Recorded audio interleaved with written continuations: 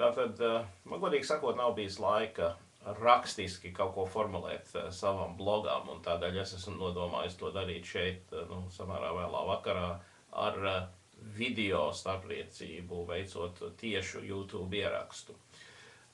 Nu, kas tas man interesantākais liekas, kas varētu notikt tuvākajās dienās, nedēļās, ir, ka Latvijā, iespējams jau pat pirms septembra mēneša beigām, ieradīsies iPhone 4, un kā man vismaz tā to teorētiski skaidroja, kāds ar Apple tirdzniecību saistīts cilvēks, iemesls tam ir tas, ka pirms 2 gadiem divgadīgie līgumi, kurus noslēdza iPhone, toreizējā iPhone modeļu lietotāji ar Latvijas mobilo telefonu, kas ir ekskluzīvais iPhone izplatītājs tagad Latvijā, ka šie 2 gadu līgumi beidzās, un ir jādara kaut kas, lai viņi, šie klienti, šos līgumus atjaunotu, un, protams, būtu vēl priecīgāki saņemot jauno iPhone 4 modeli. Tāda ir arī informācija, ka novembri mēnesis varētu mums nest arī planšetdatora iPad ienākšana Latvijā. Un iemesls tam ir, ka novembrī ir paredzēts palaist tirgu arī jaunāko Apple telefonu un planšetdatoru operācijas sistēmu iOS versiju 4.2, kura sevišķi, teiksim, skars tieši iPad ar to, ka viņa uzlabos funkcionalitāti, ka būs iespējams tur simultāni veikt vairākas operācijas ar šo planšetdatoru, tā sauktais multitasking, un arī tiks novērsti dažādi citi agrāki trūkumi, kas ir pamanīti ar iPad. Savādāk, varbūt nekādi citi lieli notikumi nav gaidāmi. Nu, interesanti būs, kā veiksies ar jauno Twitter versiju, respektīvi jauno Twitter mājaslapu, kuru joprojām pārsvarā twitterotāji lieto.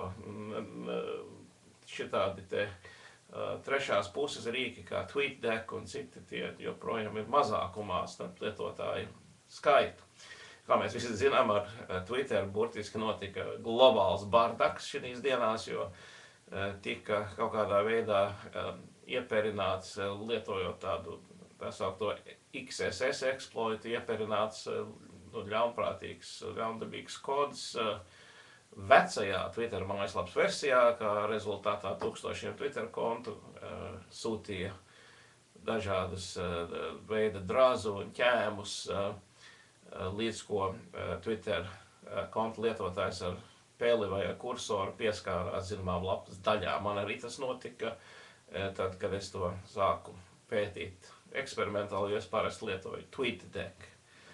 Katrā ziņā jādomā, ka šī problēma ir novērsta, un jādomā un jācer, ka viņa neparādīsies arī ar šo jauno Twitter lapu. Man viņa vēl nav parādījusies, kā tanīs brīžos, kad es lietoju jauno, kad es lietoju, teiksim, interneta versiju, nevis TweetDeck, bet ir vairāki no Latvijas Twitter lietotājiem, kas ir ziņojuši, ka viņi ir aplaimoti un viņiem apturās šī jaunā lapa. Nu, vēl var apsveikt dažu Latvijas attīstītāju veiksmi, iekļūstot ar savām aplikācijām Apple App Store. Jaunākais no tiem ir, jaunākais panākums, varētu sacīt, ir Aleksejam Jalika Raining, kas ir aplikācija, kuru nepārāk pārsteidzošā kārtā var vienkārši paziņot, ka tur, kur cilvēks to aplikāciju lieto, tur tādā vietā līst lietus.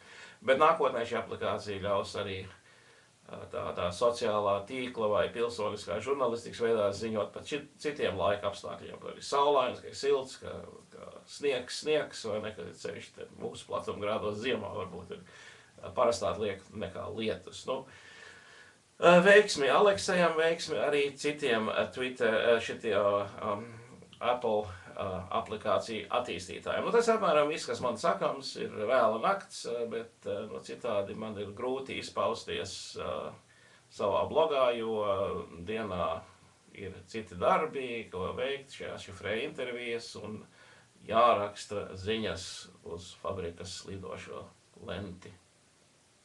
Tātad uz sadzirdēšanos varbūt kādā citā nākamā video blogā.